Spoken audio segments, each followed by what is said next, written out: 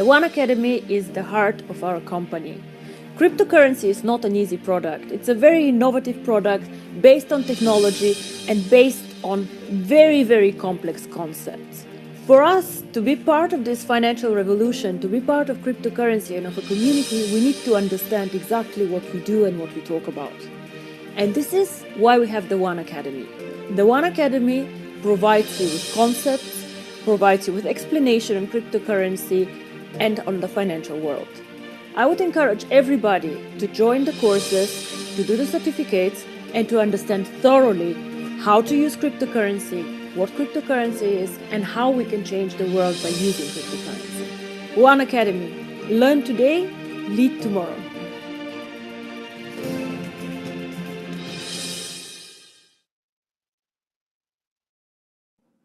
Good evening, good night, good day, depending on where you are in the world. Welcome to our OneAcademy Nights, where we share knowledge at nights. And definitely, it's a beautiful Thursday in the Twin Island Republic of Trinidad and Tobago. So I want to welcome all to this virtual platform, where we will once again tonight have a panel discussion on a very relevant topic. So let me now introduce our diamonds, Ivan and Michelle Mark, very knowledgeable in the financial world. They're also very knowledgeable in this business. And because of that, every week when we look forward to our Thursday night discussions, I pray that everyone has invited someone to come along and listen and gather more from our OneAcademy. But without further ado, I want to introduce our diamonds, Ivan and Michelle Mark. Diamonds, are you ready? Yes, we are. Certainly. Thank you so much, Take it away. Wayne Wilson, for that fantastic introduction.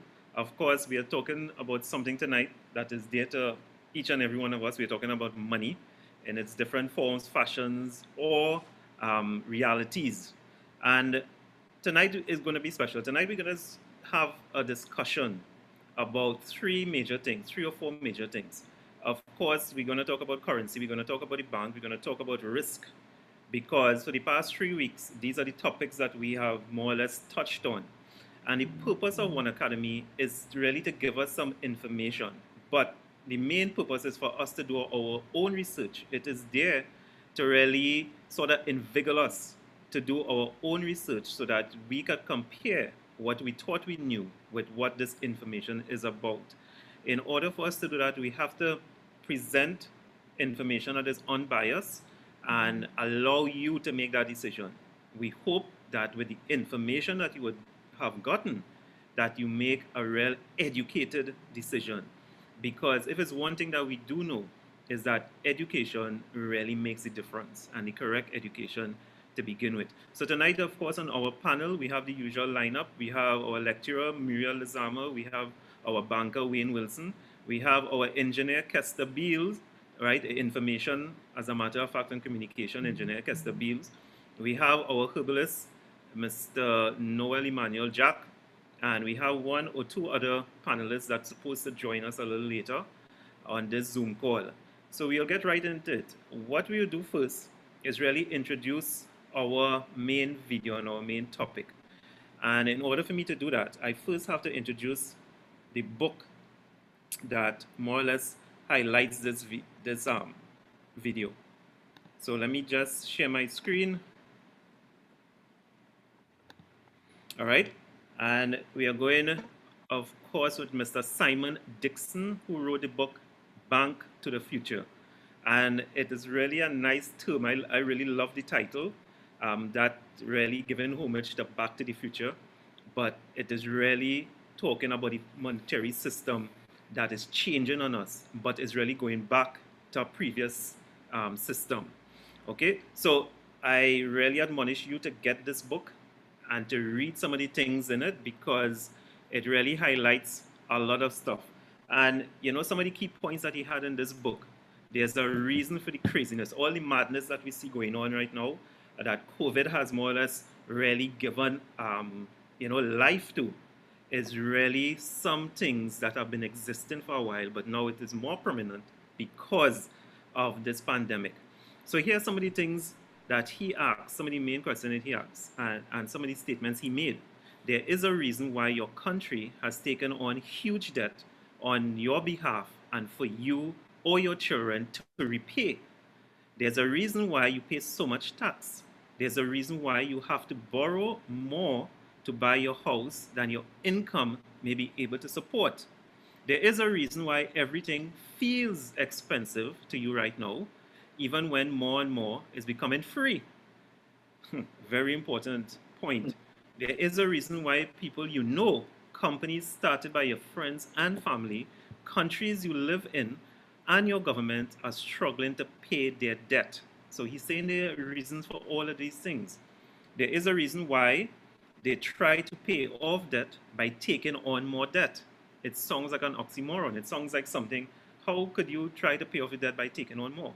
There's a reason why the economy fluctuates and is never stable. There's never, with this new monetary, well, the modern day monetary system, when the economy was just stable.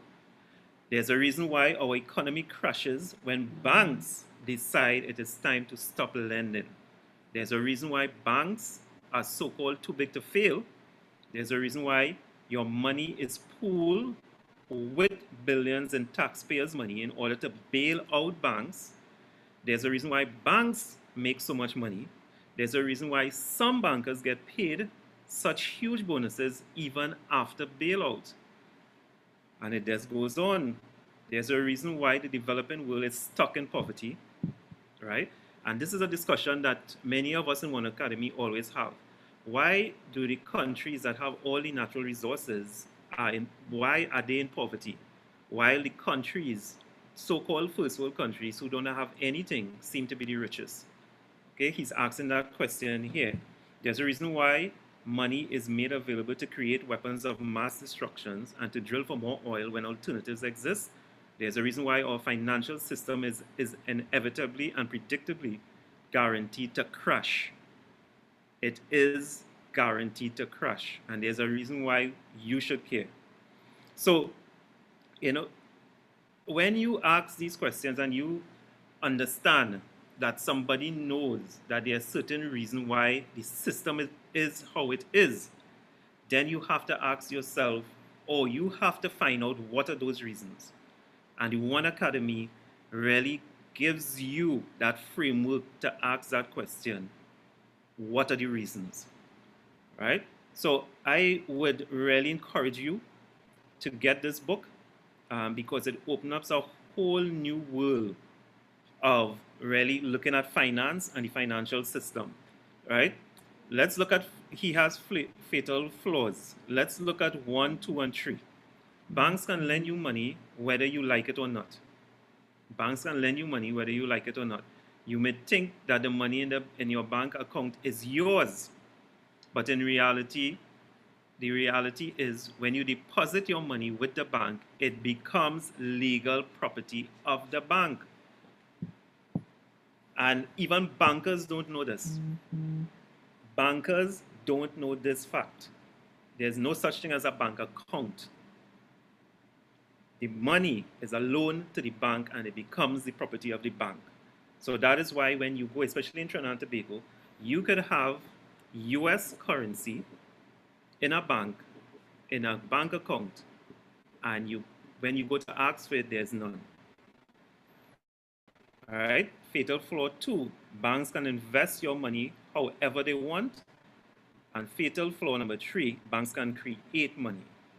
All right, so those are just some highlights from the book, and we're going to get into the video. I don't know if the panelists have any remarks that they could add to this before we get into the video. Anyone?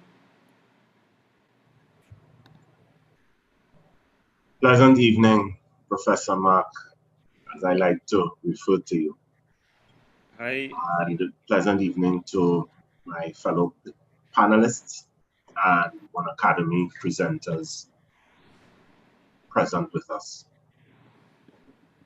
One of the other books that I would recommend that we look at is I think it's The Secrets of the Rich, Robert Kiyosaki. And that book also talks a lot about, albeit in a different way, some of the things that Simon Dixon raises. All right. And again, I was having a conversation with somebody today, and I was making the point that much of my appreciation for things of finance now has been given context, content, and a framework within which to appreciate it because of the OneAcademy.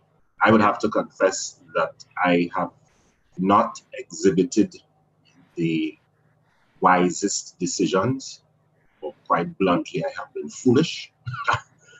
And over the last few years have come to a better appreciation of what is required. And the hope, the expectation, of course, the responsibility that I have now is to ensure that those coming after me are far less foolish than I was, to be quite frank. So those are my opening remarks. Let me not take up any more. Let me yield the floor again so that we can continue with this discussion. Nice. All right, so we'll get straight into the video, and we would have that discussion after. So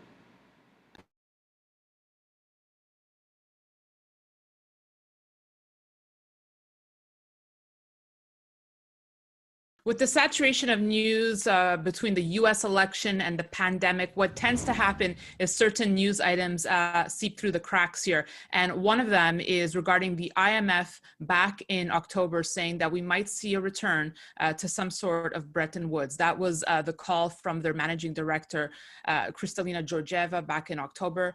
And I want to talk about this today with my guest, Simon Dixon. He is the CEO and co-founder of the online investment platform banktothefuture.com.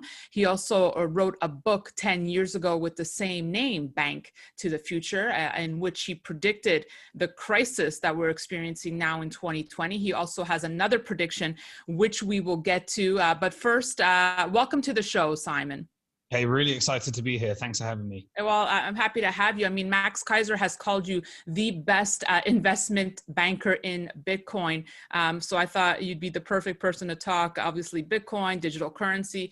But first, this message from the managing director of the IMF that we might see a new Bretton Woods. What do you make of it, and what would it look like? So I think that we're leaning towards a central bank digital currency world. I first created a video in 2016 saying that central bank digital currencies would be used as a new mechanism to bail out bankrupt banks, and central banks would wage war on banks.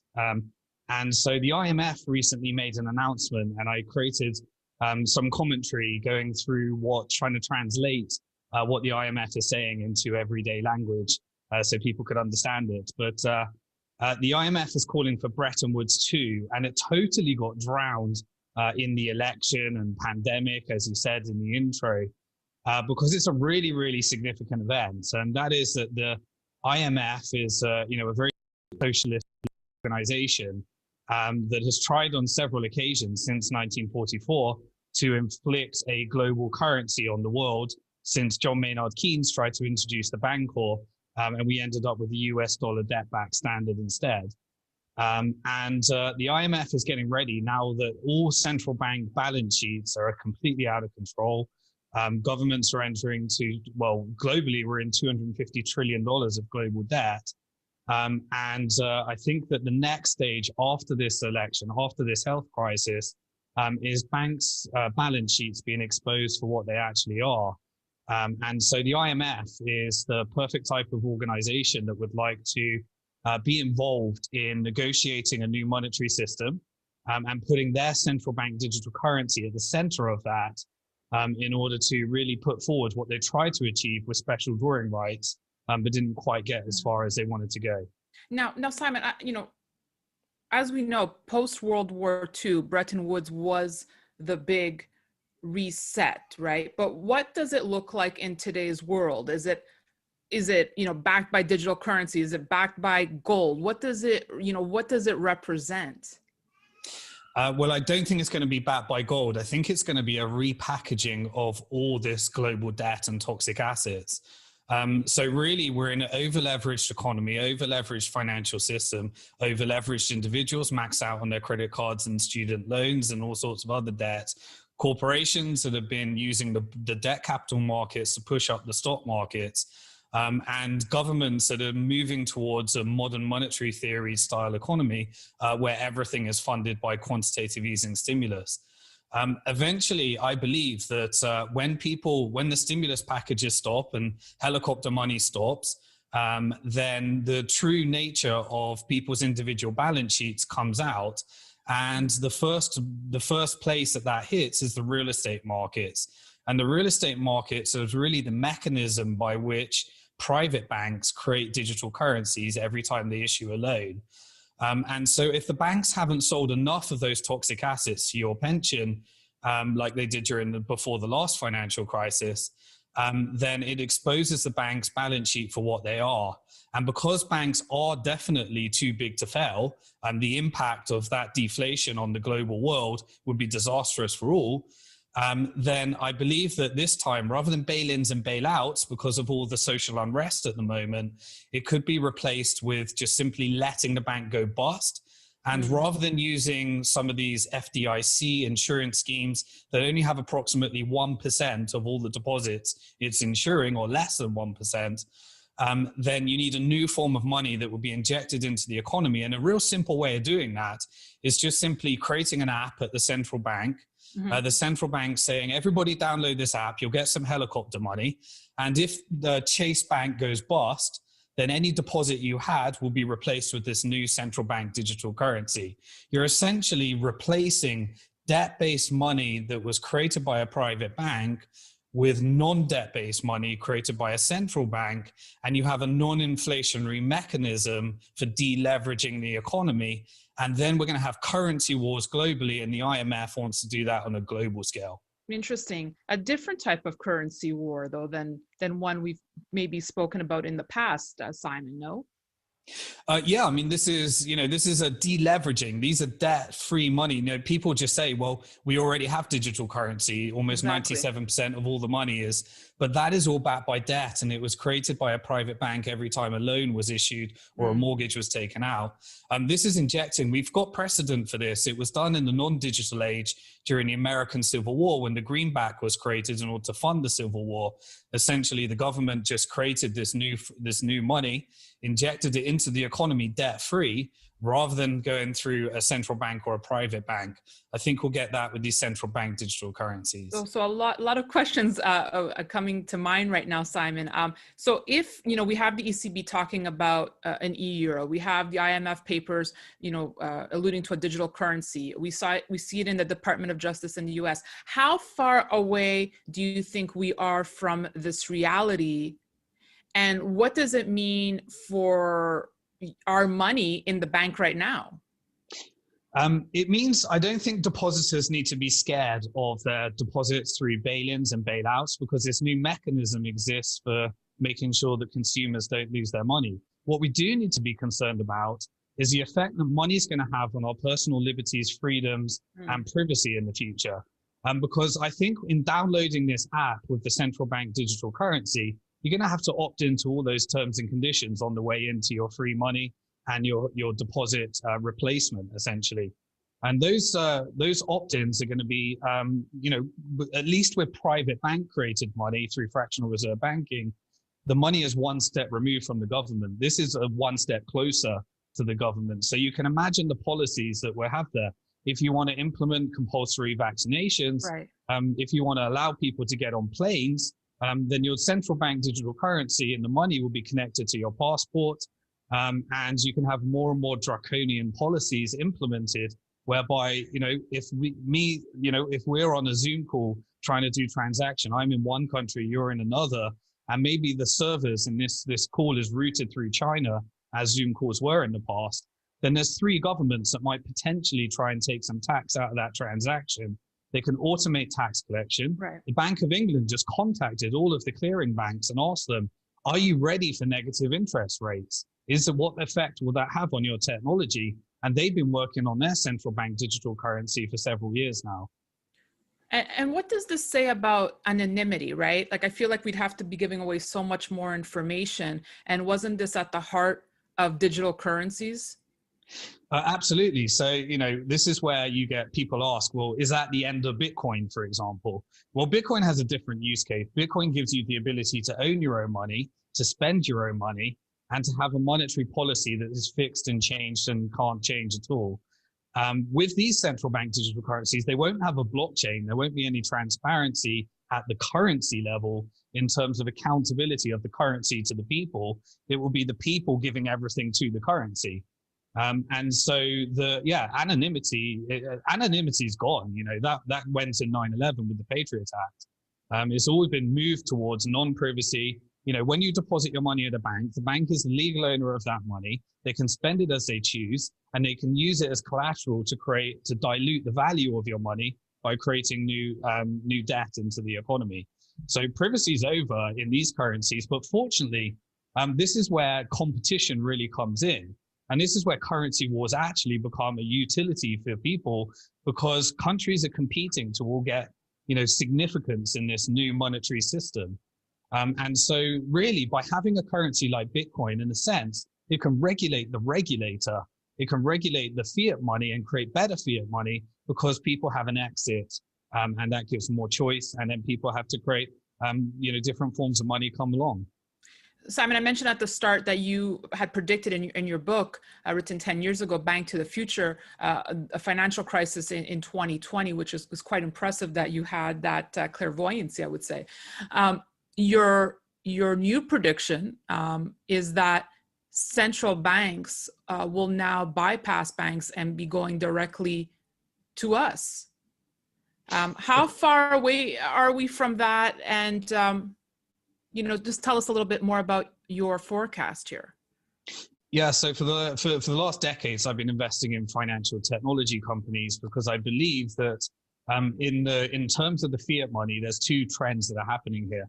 There's financial system that's being built outside the financial system. That's Bitcoin, and that's all the innovation that's happening there. Then you've got the traditional financial system. And I believe that because of the over leverage, the banks are just going to be taken out of the equation. They can come back and repackage themselves as financial technology companies. But I believe that in the future, the money supply is not going to be M0, M1, M2, and all these crazy complexities, and central banks using, policies to try and stimulate how much money banks create through the debt markets. I think it's just going to be M. And that money supply is either going to create inflation and deflation. But it's going to be really simple for people to understand, because it's going to be an API key created by the central bank. It's going to be algorithmic monetary policy. And financial technology companies are going to be able to build the technology on top of it, and really replace the role of banking. The central bank doesn't want to deal with customer service, but it can release the technology for financial technology companies to actually build and all of the services that the traditional financial system has. The banks can play their role in that, but they will look very different to how they look today. So Simon, I want to ask you, how are you preparing for this future that you're envisioning? And I mean, financially preparing. Are you 100% in Bitcoin? I'm not 100% in Bitcoin, but I have what I call a retirement plan B, which is a plan for what happens if the financial system doesn't go. So really, I think people should be preparing for three things. In this monetary renegotiation, no one fully knows what's going to happen. It could cause runaway inflation, deflation, economic growth, or decline, because it's just 100% politics. There's no market forces in here. This is what the politicians sat around the table will do. So I'm protecting myself in three ways. I have a traditional portfolio that is based upon the US dollar still being at the center of the world, and doing that traditional way. I prepare for different outcomes. I also have a gold-based, portfolio, and I have a Bitcoin-based portfolio. Really, US dollar portfolio is things containing the status quo and being renegotiated into a non-privacy based system. Gold is if the dollar has a shift, then gold comes in. And Bitcoin has utility that gold doesn't have, which is, most people have to store it in Switzerland and Singapore, and the custodians can just shut down during lockdown. Bitcoin allows you to own your own money close to you. and you can send it digitally and globally. And so I think Bitcoin will perform, and it has done for 10 of the last 12 years, the highest performing asset class in history, 9 million% returns. But also, it's worth looking at other eventualities, because at the end of the day, some politicians can decide to make it illegal in their countries like they did in gold in the past. But unfortunately, competing currencies will see that opportunity, and you need to be looking at different eventualities too. And what a rally indeed! As we're speaking right now, Bitcoin, easily crossing over the 14,000 mark here. What's your forecast for Bitcoin? Let's talk within the next 5 years. I've stayed away from price forecasts ever since I've been involved. I spoke at the very first Bitcoin conference in the world, and it's been a crazy ride. I've seen my $30 Bitcoin crash to $3 in one day. I've seen my $1,250 Bitcoin go down to $250. I've seen my $20,000 Bitcoin crash down to $3,000 in 1 month. I fully expect my $100,000 Bitcoin to crash to $30,000. But the trend is simply clear. The supply cannot be changed. And each and every year, people realize, and the government give people more and more reasons to want to own their own money, spend their own money, and have a monetary policy that cannot change. We're seeing real scarcity within the Bitcoin markets.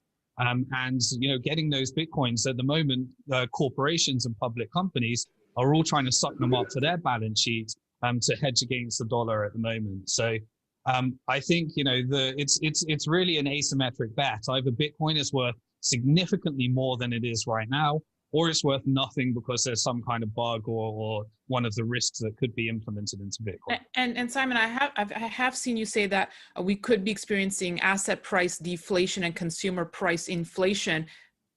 Would you say that's already here now? Well, asset price deflation is being prevented by governments. If you look at the S&P 500 right now, it simply consists of 6 big tech companies that are benefiting from all of the lockdowns where no small business is allowed to operate, so everyone has to purchase from Amazon. Everyone needs new computers, so Microsoft and Apple are doing well, and everybody needs entertainment. So rather than the cinema, we're going to Netflix, and Facebook and Google is our mechanism for actually communicating and getting. Those 6 companies account for approximately 30% of the S&P, but behind that is 490 companies that are actually really dependent upon Federal Reserve stimulus. So really the market, the asset price inflation that we're experiencing right now is simply inflation, which is why I believe that at the moment we don't really know, but we're probably moving to a Biden-led market because the markets and institutional investors now believe that free markets are not good for markets. Republican is not good. Lower tax is not good. Stimulus is good for markets. And so everything's a Federal Reserve-led market. But eventually, once those monetary renegotiations happen, I believe that we need massive corrections in asset prices because it's created this ginormous wealth inequality globally that needs to be reversed, and people need more affordable assets, not higher priced assets. Okay. Basically heading towards a banana republic, it sounds like, Simon. Well, I do think that this is one of the most exciting times in financial history. And I do think that there are many tools available to us to actually move this in the direction it needs to go. So to me, it's not all doom and gloom, but as an individual, you really need to be on top of these things, which is why channels like this are so important, because everything's speculation now, and you have to speculate, otherwise someone's speculating for you. Absolutely exciting, and can be very lucrative and good for you if you happen to find yourself on the right side. I want to bring up another important news item that came out earlier this week regarding Bitcoin. I want to get your thoughts on it. A wallet possibly belonging to early dark net market Silk Road moved almost 1 billion worth of Bitcoin recently. This is according to the blockchain intelligence firm Elliptic. How significant is this news, Simon? Does it just make a good headline, or could it really have an influence on price? It's certainly. So Bitcoin is one of the most manipulated asset classes out there. Money moves to these exchanges. I should disclose I'm a shareholder in many of the major exchanges in the crypto sector. But at the same time, the manipulation in the crypto markets is insane. But that only really affects you short term. The long-term fundamentals do not change and are not manipulated. So if this new supply that was locked up, really in Bitcoin, you have what's called the hodlers of last resort. which is the people that will just not sell Bitcoin no matter what. And so often what you see in the Bitcoin markets is some of these old addresses moving money towards an exchange in order to manipulate people to try and sell some of their Bitcoin, and then they just scoop up the Bitcoin because long term it is scarce. There is only ever 21 million, and the utility of it goes up every year. So short term, certainly something you might be concerned about as a trader. Long term fundamentals, I really don't care. All right. Finally, Simon, are you buying anything right now? Would you be looking to add more Bitcoin to your allocation right now, or do you feel good with where you are? I'm good with where I am, but at the moment, if I'm earning, for me, if I'm selling Bitcoin, the question is, what am I buying? Not whether I'm selling. So for me, I have set allocations that I put towards US dollar assets, set allocation to a gold portfolio, and set allocations towards Bitcoin. And I'm looking to increase those all the time, really. So when you say gold portfolio, does that include mining stocks? Is it physical bullion? Is it ETFs? For me, I'm just like, I look for the physical and I get exposure through the paper markets. But the vast majority of my wealth is in the retirement plan B, which is the Bitcoin plate. Right. What about, do you like cryptos that are backed by either gold or silver? Whenever you have, really it's just a way of bringing more people into the gold markets. It doesn't fundamentally achieve anything. It's just if more people can get into the gold markets through these products. But again, most of them are just paper gold anyway. So there's not enough physical gold to cover all this paper gold. So creating a crypto asset that's backed by some kind of paper asset and trying to mimic the price is interesting, but not really any game changing there. Simon, I thoroughly enjoyed our conversation. Before I let you go, I appreciated how you took a positive spin, within this economic uncertainty we're living in. And I guess there always is a rainbow, and we can look for that silver lining. What are your thoughts to investors and viewers watching in terms of staying positive and staying the course during these times? So I do think that this isn't the end of the financial system as we know it, and there are ways of hedging out. We got Bitcoin, we got gold, and we got the traditional markets and tools and mechanisms that policymakers can use to try and maintain some kind of sanity in this system. So I do think it's positive times ahead. My fear, though, is for those people that are really over leveraged into debt right now. And the young people, and this is why I got quite interested in crypto markets, is that it actually gave a tool and a financial product that those that were in, on that debt cycle, that were taking on their student credit cards, taking on their loans, suddenly they found a financial product that they were philosophically aligned to and started thinking about savings investing for the first time. So really, there's obviously investors will be all right. They'll figure it out. But I'm more concerned about those people that haven't even got on that stage yet. And so really, it's a really simple message. Spend less than you earn and invest the difference. And really, it's just really simple fundamentals. And people need to really be thinking about that, and especially in these times like today. Very well said, Simon. I appreciate that. And I appreciate you taking the time to speak with me. Come back on the show. Simon Dixon, banktothefuture.com. Thank you so much. Thanks, mate. And thank you.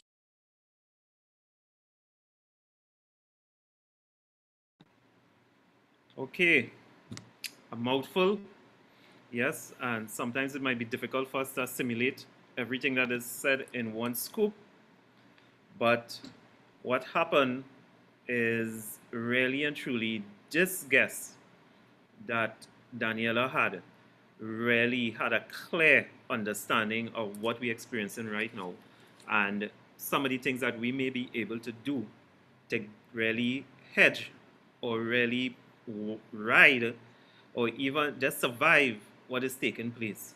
And he made many key points, and of course you saw the three main asset base that he basically is involved in, which is crypto, gold, and of course the dollar, just because of the usability right now of the dollar. He has a lot of good views about cryptocurrency, in that turn Bitcoin, because he is saying that it will have more and more adoption as time go on, and we are seeing it happening. So cryptocurrency is on the rise. There are, so many big players that is moving a tremendous amount of Bitcoin at one point in time. And even Danielle said that there was one particular incident where someone actually moved $1 billion worth of Bitcoin. So we are seeing activity like we have never seen before, but this will only increase. So I just had to play that video for you because, we at OneAcademy, we continually research and really look for material to, to really correspond with what we are more or less educating people about. And to me, this was one of the great ones. So I will open up the floor for the panelists to have any observations from that video be expressed, and maybe we can get into a discussion. So, Okay. Good night. yeah, good night, Noel. Okay, good night, Ivan and Michelle, Diamond Consultants and the One Life Network. Truly appreciative of the information that was elucidated tonight. Very, very, very profound information. And I particularly like this guy perspective, Mr. Dixon. He encapsulates the whole concept of what is going on with our economic system, from the point of quantitative easing, the fact that when your money is deposited in the bank, it is not your money, it becomes the property of the bank. Yeah. So if the bank were to go through any type of cataclysmic event, yeah, we are in trouble. And, I, in my, say, primitive form, kind of predicted what Mr. Dixon is saying in his book, Bank to the Future. He's truly futuristic. He truly understands the game. He could be part of our OneAcademy, and he has so presented the facts so deeply that people who are not on this call, people who are not in our OneAcademy sessions, they are doing themselves a tremendous disservice. Yeah. We are taking this thing to another level. The education that we are receiving here will truly empower us because we are able, based upon that information, given the circumstance in our economic situation, to so position ourselves to diversify, as he rightly articulated, and not only that, but to acquire the needed forms of assets that will protect us and also preserve a legacy. However long will that be for our families, our children and our loved ones, right? He also identified the unpredictable nature of where the system is going and the takeover by the central banks. So people, we have to really, really wake up. We have to really, this is life-changing information. Those who are not privy to it, and that's the vast majority of the world's population, are really at a disadvantage. So given all of that, I really appreciate what we are doing here in OneAcademy and all of us who contribute to making our understanding improved. It is really, really something that we have to pay much attention to. So I encourage all of us to continue to bring persons on the call. Let's take this to another super, super higher level. Let us position ourselves and let us work hard to deliver others because there's a serious backlash and repercussion coming to the world that the 1%ers and the 5%ers and those that are privy to information that is not taught in general academia will suffer extremely, almost apocalyptically. Thank you very much. Thank you so much, Noel. And it is ironic to see that we don't have more people on the call because here's what's going through a lot of people's mind. The government will take care of the situation, or the bank will take care of the situation. So that is what people are accustomed to. And I have often said that people do not want to lead themselves. They want people to lead them more than anything else. And they want, if that person failed, to point a finger to that person and say it's because of you. Right? But people are scared, literally scared to lead themselves, to get the information for themselves, make a decision, and lead your own self. Yes, that's so true, Ivan. I would like to just highlight some things that I see as a takeaway.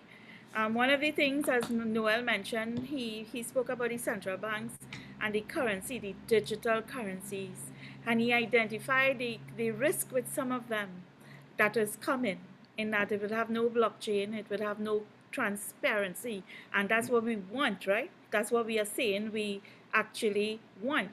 Whereas when he compared it to Bitcoin, which is, we don't call Bitcoin anything, because it's the godfather of cryptocurrency where this concept first came up.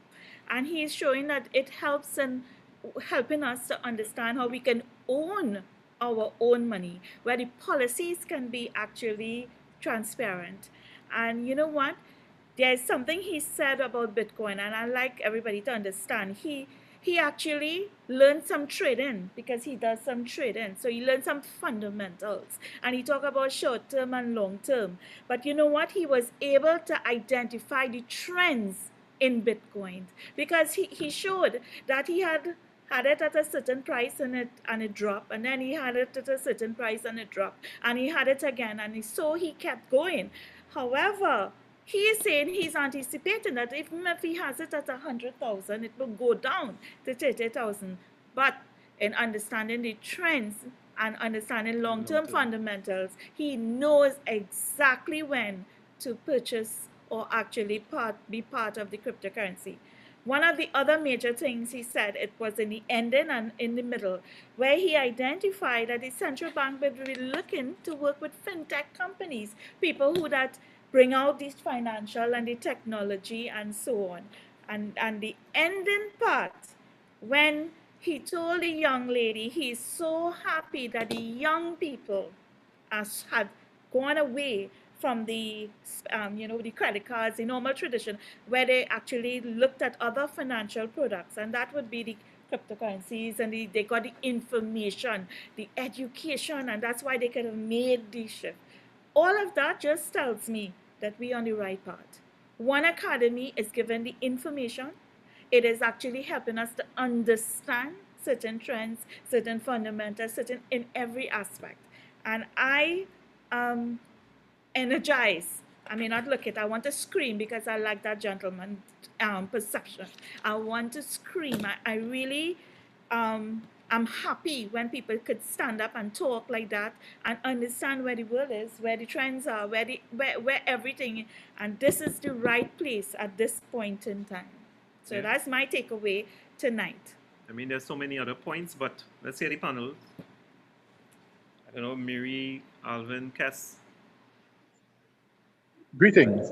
We usually have loaded questions. Greetings, yes. Am I being heard? Yes, Yes, yes. Okay, I want to start with there's a school of thought that says when cryptocurrency is being adopted by the masses over a period of time, governments will make a move to ban it. There's a school of thought that postulates that. Yeah. And it is incumbent on us to teach people that money is what you and I decide it is. Yeah. Because a piece of fiat is simply a contract, a bond, literally, because we know this financial system is debt-based. And we have to come together sufficiently to be able to take back our power, because the governments are not going to give up their power simply. Additionally, it will be even worse where the central banks are concerned, because we know those central banks have their dues to pay. Yep. Basically, we need to adopt not just cryptocurrency, but we need to adopt each other. Because it is not going to be a simple battle, because as I heard tonight, there are people who will be sitting on the fence. There are people who will not be involved because, as you said, Ivan, they think the government is going to see about them. Yeah. So the onus is on those who know. Because just today I was asking someone, whatever happened to the adage of each one teach one?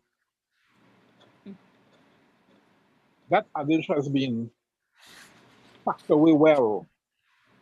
So secrets take the forefront. Secrets run the world. And secrets are not always in everyone's best interest. In fact, hardly ever. So bank to the future. While, while catchy and timely, and we may laugh at it, it has a very serious connotation. Serious, serious. Absolutely. Absolutely. And And Kester, not cutting you across, but I always go back to what Dr. Ruja says, that anyone who wants to understand their finances must understand banks and banking systems. It is a must, it is imperative that it's they critical. understand that. Because as this was dubbed Bretton Woods 2.0, that is what the ECB and the IMF are basically talking about, a new Bretton Woods agreement. So you Yeah. see the depths we are going into. We know this has connotations not just for banking, but what the banking system does best, create wars. Yeah. And I always tell people that we as individuals do not profit from war. Pay attention to who profits. No one of us creates bullets. Imagine how much for one single military bomb. Don't even think about the equipment that is firing that bomb. Who gets that cash? Are there middlemen who sell these things to armies and to countries? Who benefits in the final analysis?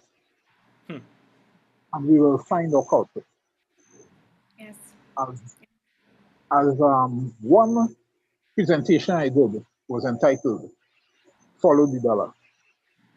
Yeah. There was someone else to jump in, so I yield the floor. Thank you. Thank you, Kester. Thank you very much. Next, anyone? Alvin, Muriel, Wayne, I see you all open your mics. I'm your Yes, camera. I will jump in first as I'm labeled the banker. One of the things um, we are taking for granted is that technology has not only accelerated. Let's take COVID and put it aside. Let's take what we are perceiving is happening now. If we listen to the video before, we would hear how long many of the major governments around the world have been planning their exit from the fiat into the electronic fiat. And knowing that, I can share with you all today that a lot of the branches of the company that I work for are now being dubbed financial solution centers. You would not see it if you go to Point Lisas on your side, you will see a picture of it. There is one that was just recently done in Trin City. There is one that has just been opened in the West, the relocation of West Mall, and there's one coming in St. Clair, where you will see a completely different picture of what you know a bank to be. And make no mistake, the others are also planning to do the same thing. So what we have just heard here, knowing that it has been done, it is being done in the background for so long, it is already here. And the powers that be are using the guise of whatever they can. And I'm not saying that COVID is our guise. I'm saying the opportunity to ensure that their agendas are done while we focus on other things, just like the United States election. Much is being done in the background while people are, going after the fact that, oh, we don't like this one or we don't like that one. What they want to do is being done while you are focused on something else. So call it sleight of the hand, call it magic, however we want to put it. It is already here.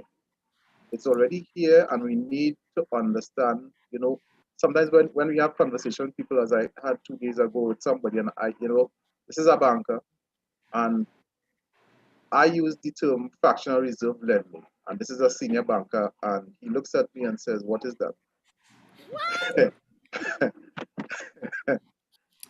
Right away, All she I could just told say, them an education yes, all I had to say was thank God for the OneAcademy, Absolutely. because at every single level, people don't know what they don't know. And that is the dangerous thing, and that is what many of the institutions, just like we just said, we heard the video speak about banks, and we use the term banking is necessary. Banks are not. It's coming to fruition, right? Yeah. So that's my 2 points for tonight. I will yield and let one of the other panelists share. I want to say you almost got me scared. I thought you was going to say FSS, but you said F. And we have a joke with the FSS. Yes. So I said, just leave it like that. But I heard FSC. So, so I leave it like that. Yes.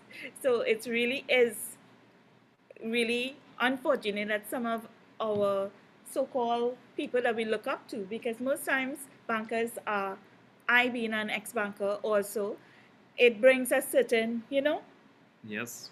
respect and so forth. Authoritative. However, do I know everything that I can actually give proper advice? I always tell everyone, when you find a good banker, hug them up and say, very well, good, glad, thank you. When you find one that seeks to help you, really, really help you and actually position you, because most times, if not all the time, they will direct you somewhere else when it's for help for you. So that's just my part about the banking. Muriel, Alvin?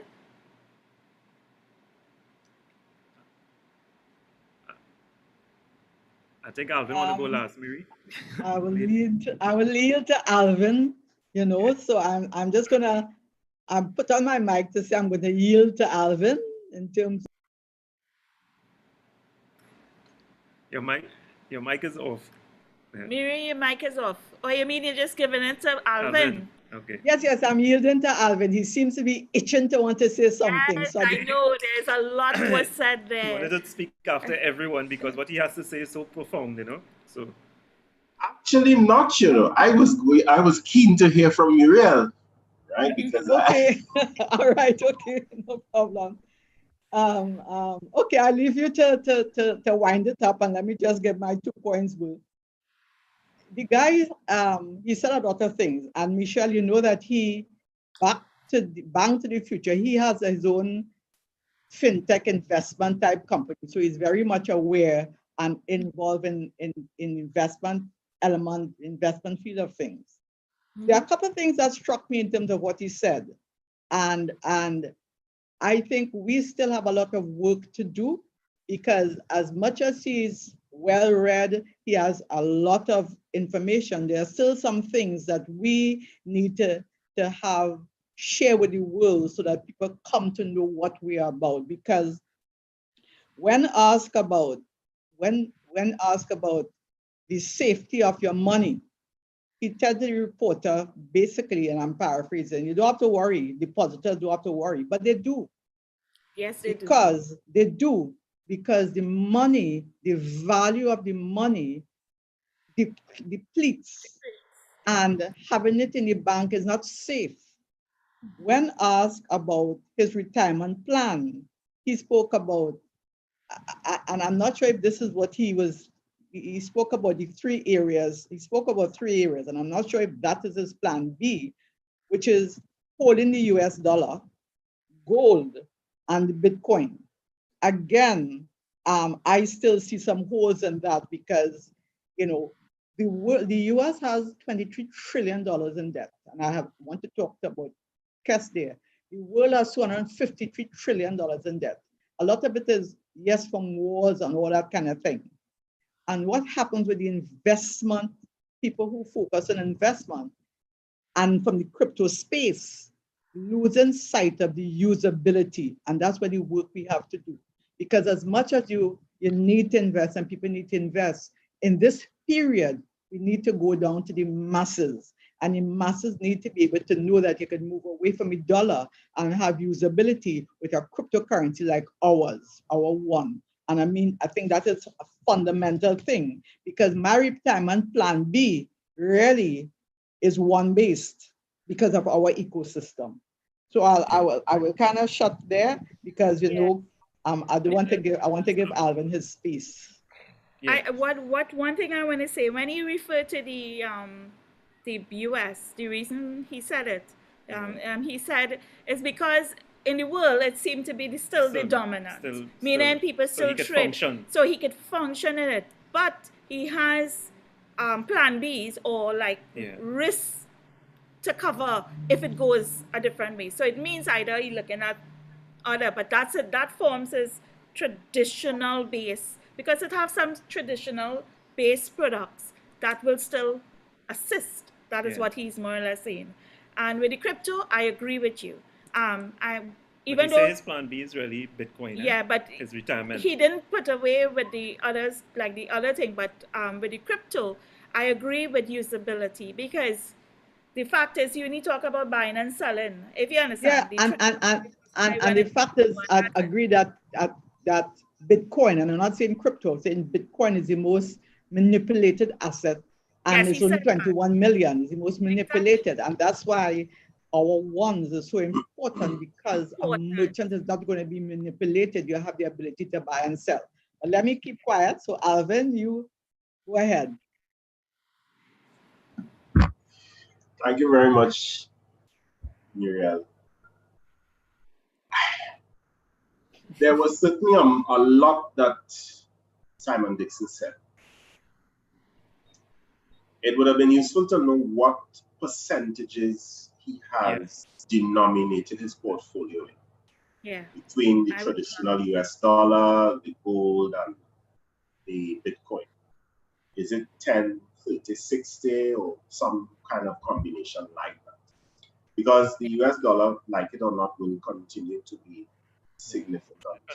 It's at the use, And he did mention that there's still a lot of usability around, and you can't pay or buy anything in the US unless you're using US dollars. So I guess there's an employment of wisdom and pragmatism where that is concerned, which is fair. But yes, Muriel, I agree there's some holes in that approach, simply because of inflation and all that we've spoken about on many OneAcademy sessions. There's still a lot of risk associated with being denominated or exposed, to use the fancy term, with the US dollar setup. Gold, I thought, was interesting. Gold has its detractors, including some of us among the OneAcademy circle. And there is a particular constraint that gold presents, and that is it is not easily exchanged for other goods and services. And really and truly, gold moves in an apparent valuation increase. Many of us would remember that Warren Buffett has ostensibly taken a position in gold. But what he has actually done is to take a position in a mining company. So there's still cash flow and so on. And because his people are seeing increasing demand for gold, those companies that are mining it are going to benefit. Absolutely. He himself has moved out of banking stocks and airline stocks and so on. All of those things are significant in and of itself. The conversation around Bitcoin it is a manipulated asset. It was never intended to be that way, but it has become so. But the fact of the matter is, its demand is going to increase as countries such as Iran and so on begin to put things in place to denominate or be able to pay for their imports using Bitcoin. So it is something to have. Of course, it would have been, somebody needs to perhaps reach out to Simon to tell him about the one ecosystem where he can begin to appreciate that, look, here is something that is Bitcoin 3.0, 4.0, whatever it is. It's a complete category by itself. And that might be useful, right? The only challenge there, of course, is the negative press may be a challenge for him, as it is for many others. All right. But I thought the conversation was useful because we're at a stage where we need to appreciate the whole portfolio conversation and look at ways to enhance the portfolio. One of the last things that he said that I wrote down was a basic principle that we have said in different ways and that bears repeating. It may not be particularly glamorous, but a lot of the things that get people wealthy aren't. Spending less than earned and investing the difference. I thought, to me, that was one of the most profound statements made, and it is something that even Robert Kiyosaki talks about in his very earliest of books, Rich Dad Poor Dad. The Conspiracy of the Rich, which is one of his latest books that I'm reading now, again, builds off of all of these basic principles. And if we do nothing else in our attempt to educate people and to solve their own issues, these are some of the things that we need to be talking about. Regrettably, many of us still believe that the government will come to the rescue. In another chat room, I reminded the members of, for those of us who read biblical text, what Samuel was told about what a king will do. People can read the scripture there, with the biblical text. A king will take money from you. A king will want soldiers. A king will take and take and take. But what Samuel was told by the people is, nay, we shall have a king before us, to go before us, to fight our battles and so on. We are seeing now what a king will do and has done. And yet still, many of us want a king.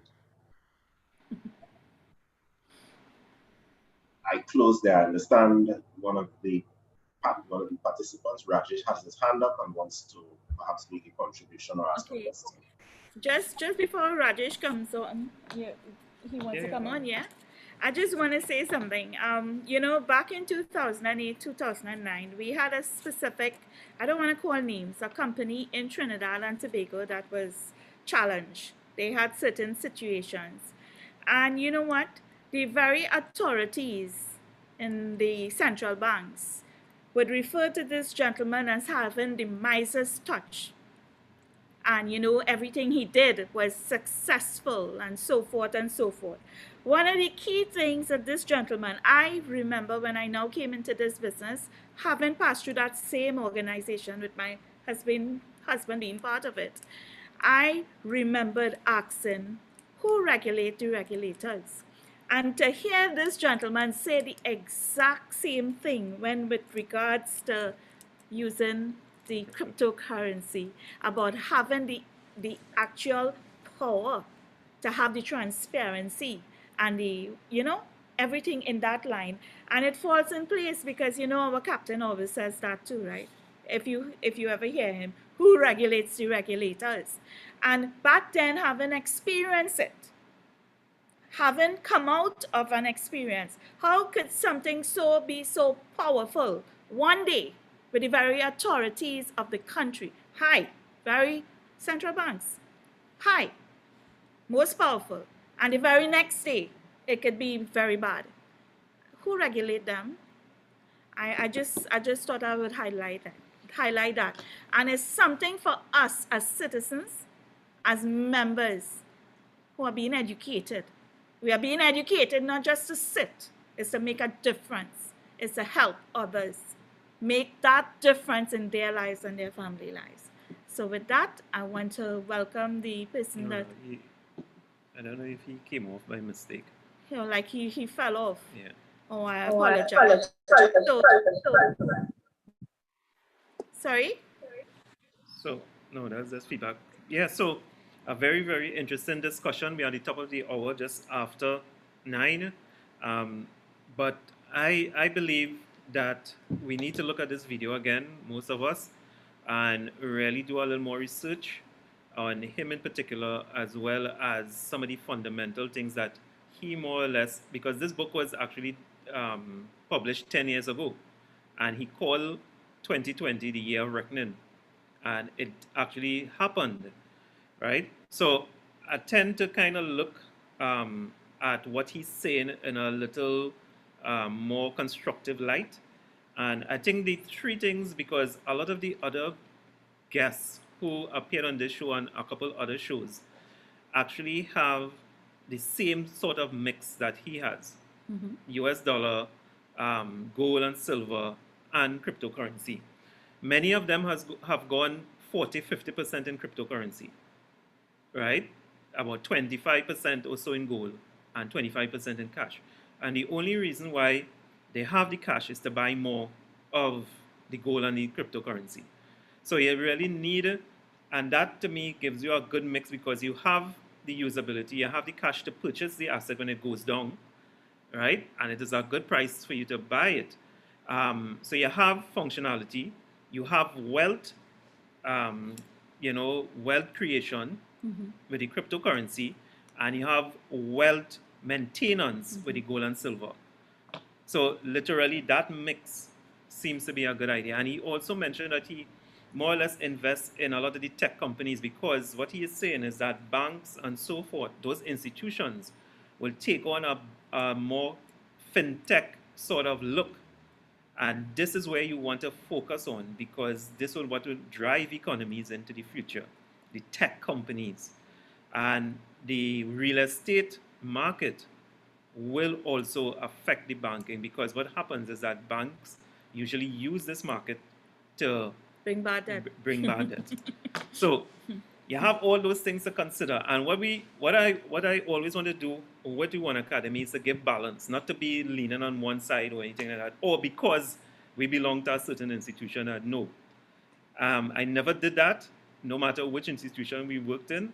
And the thing about it is that you always need to have that balance. You always need to have that balance. But again, information in the correct way would give you that insight to have that balance. All right, so I think that does it for tonight. And the balance is needed to have a right portfolio. Yes. So a portfolio is not just one thing. It's about having the understanding. So we want to thank you for being with us one more time on OneAcademy Nights, where the case for the knowledge we provide and the education. So we want to wish you a blessed night and welcome back on Monday, where we have our One Life presentation every Monday at 8 p.m. And then we are back here at Thursday at 8 p.m. Eastern Standard Time. Yep. So good night, everyone. Thank you. Thank you for the panel. Thank you, everyone, for the participation. And for the viewers, we hope we have added value, and we look to add in value continually, one life at a time, one day at a time. Be blessed, everyone. So good night. Good night, all. Michelle, 8 p.m. is Atlantic Standard Time. The clock changed. So I think we're behind the Eastern Standard Time now. Eastern Standard Time is 9. Okay, thank you very much for that correction. Yeah. All right, so we bid you adieu. One's out. Good night, everyone. Good night. Good night. Take care, everyone. Okay, bye-bye.